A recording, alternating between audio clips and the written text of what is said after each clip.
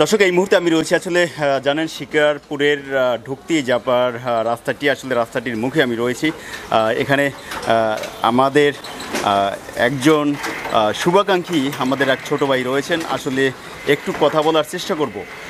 মুন্না, আসলে যেহেতু আপনার বাড়িটি তো এই ভিতরে, আসলে এই যে জলাবদ্ধতা অথবা এই যে রাস্তা ঢুকতেই যে হাজার হাজার মানুষ প্রতিদিন এখান থেকে চলাফেরা করে, আসলে আপনার চোখে আসলে এই যে ছোট্ট একটি সমস্যা, সমস্ত রাস্তাটা একটু খারাপ কিন্তু এতটা কাদা না অথবা পানি জমে থাকে না, কিন্তু এইখানে এই যে হাত 50 জায়গায় খুব দুর্ভোগ, আপনার কাছে কি মনে হয় যে এই ছোট্ট সমস্যাটা কীভাবে সমাধান করা যায়?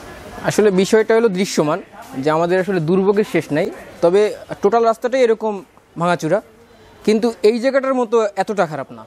হাঁটা যায়, হাঁটাচলা করা যায়, কিন্তু এই জায়গাটায় যেরকম একদম খুবই খারাপ অবস্থা, মানুষজন হাঁটতে পারে না, ওই দোকানের ওই সাইড থেকে হাঁটা লাগে, ওনাদেরও ডিস্টার্ব হয়। কিন্তু এই জায়গার এই যে পানিটা কখনোই সরে না, পানিটা কখনোই নামে না। দেখেন আপনি গতকাল প্রায় দুপুরের পর থেকে বৃষ্টি নেই, মোটামুটি শুকনো, কিন্তু এই পানিটা কিন্তু আরও 3-4 দিন ধরে এরকমভাবেই থাকবে, এবং এই পানির জন্য একটা কাদা হয়ে যাচ্ছে, অপরিষ্কার, মানুষের গায়ে হাঁটতে পারে না, কাদা ছিটে। তো এই পানিটার যেহেতু সরে না, যে কারণে এই রাস্তাটা অনেক খারাপ থাকে। তো সুতরাং আসলে রাস্তা হবে না, রাস্তা হচ্ছে না, রাস্তা তো আসলে পরের ব্যাপার, সেটা মানুষের হাঁটার সুযোগের জন্য যদি এই পানিটা যদি এখান থেকে সরানো যেত, যে পানিটা সরানো যেত, পৌরসভার আসলে দৃষ্টি আকর্ষণ করাই আমাদের আসলে মূল কাজ, যে অন্তত পানিটা সরিয়ে যাতে মানুষের হাঁটা চলা করতে পারে। কাদা হচ্ছে কেন? এই পানিটা সরে না, এর জন্যই তো কাদা হচ্ছে। এই পানিটা সরানোর জন্য যদি কোনো সুযোগ থাকে, কোনো সুবিধা থাকে বা কোনো কাজ করা যায়, যদি পানি যদি সরে যায় তাহলে মানুষ একটু হাঁটতে পারবে। দর্শক, এতক্ষণ আসলে শুনলেন মুন্নার কথা, শুনলেন আমাদের দুলাভাইয়ের কথা, শুনলেন যে সমস্যাটি আসলে ছোট্ট একটি সমস্যা, যে আমাদের এই শিকারপুরের অঞ্চলের প্রতিনিয়ত 3 থেকে 4 হাজার মানুষ সেই সকাল সন্ধ্যা কিন্তু এই রাস্তা থেকেই চলাফেরা, পায়ে হাঁটা বলেন, রিক্সা বলেন, বাইসাইকেল বলেন, সবই কিন্তু এই সড়কটি থেকেই কিন্তু চলাফেরা। আমাদের এখানের যে দামোদর ব্রিজটি রয়েছে, ব্রিজের কাছেই কিন্তু আমাদের এই সড়কটি। পশ্চিম শিকারপুরের আপনার এই রাস্তাটা অনেক দিন ধরে বেহাল, কিন্তু কেউ উদ্যোক্তা নিচ্ছে না।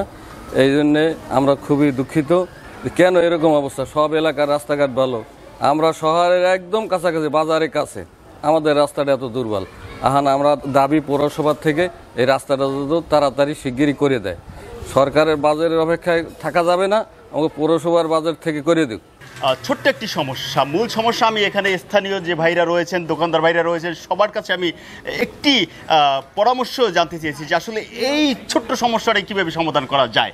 তারা আসলে আমাকে বলেছে, সোহাগ ভাই রাস্তা ভাঙা থাক, সমস্যা নাই, পায়ে তো মানুষ হাঁটা যায়, শুধু এই যে জলাবদ্ধতা, বৃষ্টি হলেই যে একটি জলাবদ্ধতা হয়, পানিটা নামতে না পারার কারণেই কিন্তু এই দুর্ভোগটি কিন্তু এখানে লেগেই আছে।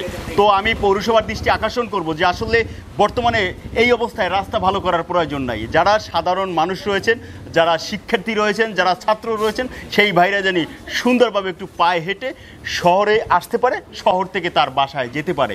পানিটাকে যদি একটু এখান থেকে নামানো যায়, সেই জিনিসটিই তারা আমাকে একটু বলছে এবং তুলে ধরছে। আমিও পৌরসভার দৃষ্টি আকর্ষণ করব যে আপাতত রাস্তা করার দরকার নেই, যাতে পানিটা বৃষ্টি হলেই পানিটা নেমে যেতে পারে, সেই দিকে তারা একটু লক্ষ্য